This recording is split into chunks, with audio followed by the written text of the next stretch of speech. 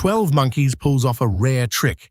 It makes time travel feel less like freedom and more like incarceration. Cole is not a sleek explorer. He is processed, strapped down, sedated, and deployed like dangerous equipment. That tone choice matters because it quietly admits something most time travel stories avoid. Even if the physics worked, the humans operating it would still be messy. Start with the biggest leap, backward time travel itself. General relativity has mathematical solutions that look like loops in space-time, called closed time-like curves. But the paths people imagine to get there demand extreme conditions, like exotic gravity setups or negative energy we do not know how to make in useful amounts.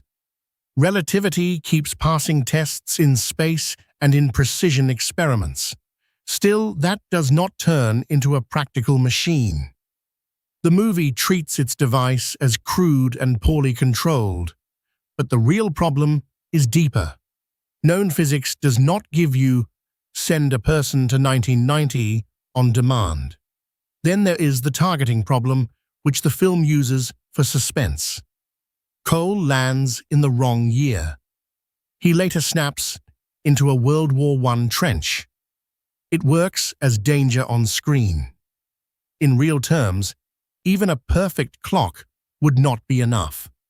Earth rotates and moves, and the solar system is flying through the galaxy. So, Baltimore, April 1990, is a moving address in space-time. Miss the position while you hit the time, and you could arrive in mid-air, inside rock, or miles out at sea.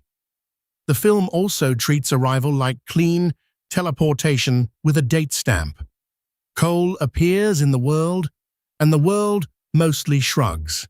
There is no attention to what happens to the air where he appears or what biological stress a jump like that would cause.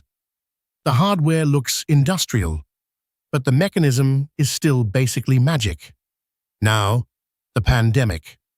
The premise feels plausible in one key way.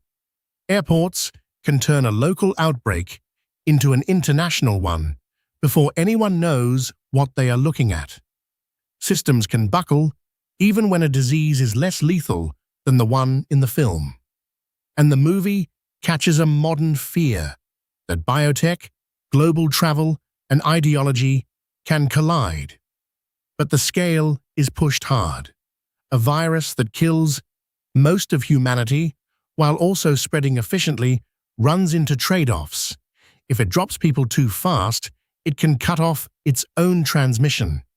To go global, a pathogen usually needs stealth, contagiousness before obvious symptoms, and some ability to dodge containment. 12 Monkeys compresses that into a handful of scenes. It is not impossible in the abstract, but the virus is granted near-perfect performance.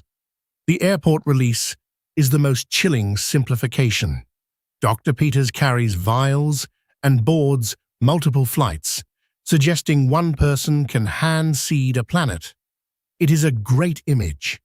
It also glides past the messier variables that decide real outbreaks.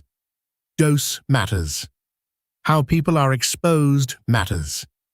Incubation, shedding, chance encounters, and human behavior all shape what spreads and what fizzles.